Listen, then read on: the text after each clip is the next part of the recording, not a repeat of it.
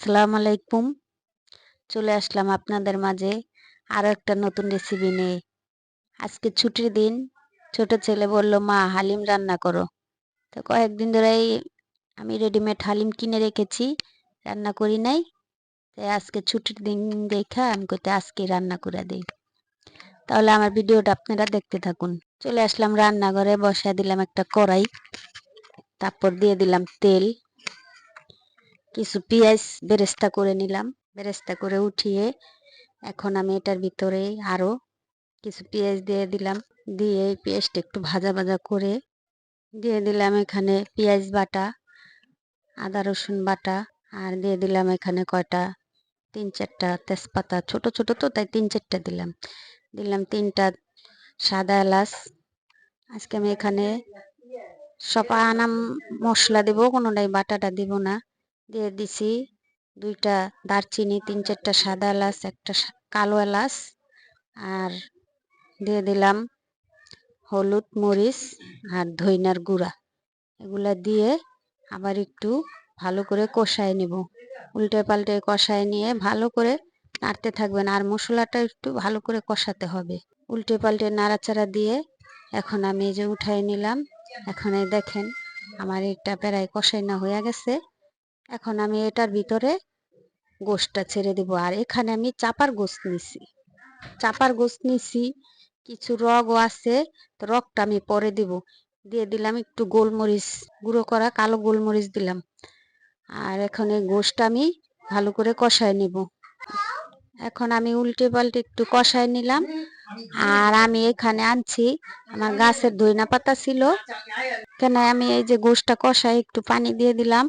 আর আমি আমার গাছের পুদিনা পাতা ছিল, আমি একটু পুদিনা পাতা ছিঁড়া নিয়ে এসেছি, দেশি পাতা। এই যে আমার গোশটা কষানো হয়ে গেছে, আর আমি একটু গোশ উঠায় রাখছি।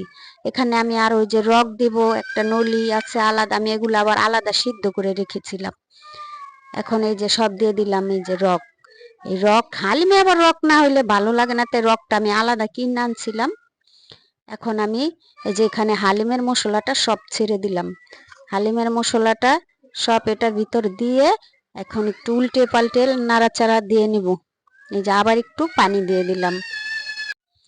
আবার একটু পানি দিয়ে এখন এটাকে আমি আবার একটু কষাই নেব। যেহেতু চাপার গোস্ত একটু সিদ্ধ হইতে সময় লাগে, তাই আমি আবার উল্টে পাল্টিয়ে একটু নাড়াচাড়া দিয়ে সিদ্ধ করে নেব। আর আমার এই ভিডিওটা আপনাদের কাছে যদি একটু ভালো লাগে তাহলে একটা লাইক, কমেন্ট, শেয়ার করবেন। আর কোনো অংশ যদি একটু ভালো লেগে যায় তাহলে সাবস্ক্রাইব করবেন। আর যারা সাবস্ক্রাইব করেছেন তাদেরকে অসংখ্য ধন্যবাদ, যারা না করছেন তারা করে নেবেন। আর এই যে এখানে আমি ডালটা আগে একটু হালকা গরম পানি দিয়ে ভিজায় রাখছিলাম আধা ঘন্টা।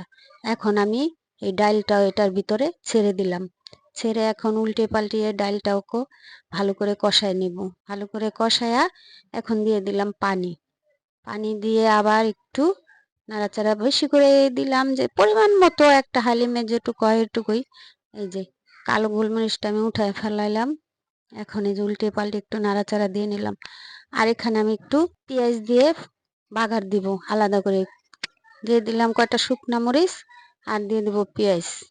মরিচটা আগে একটু ভাজা ভাজা করে নিলাম। এই যে এখন পেঁয়াজটা দিয়ে পেঁয়াজটাকে ভালো করে নাল করে এই যে আবার বেরেস্তাটা দিতে খেয়াল ছিল না, তাই বেরেস্তাটাও উপরে দিয়ে দিলাম। বেরেস্তা আমি আবার পরে উপরে সাজিয়ে দিব।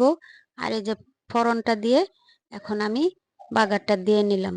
দেখছেন, বাগারটা দিলে একটু কালারটা সুন্দর হয়, বাগার না দিলেও চলে, তারপর আমি একটু বাগার দিয়ে দিলাম। আর আজকে আমি তেমন কোনো মশলা এখানে ব্যবহার করি নাই।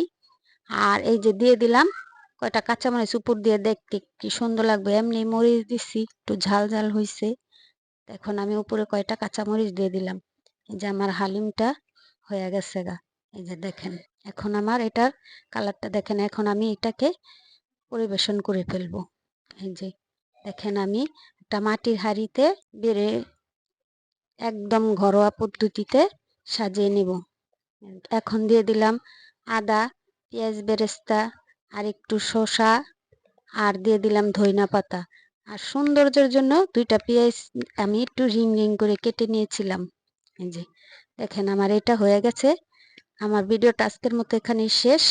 পরে নতুন কোনো ভিডিওতে দেখা হবে। আল্লাহ হাফেজ।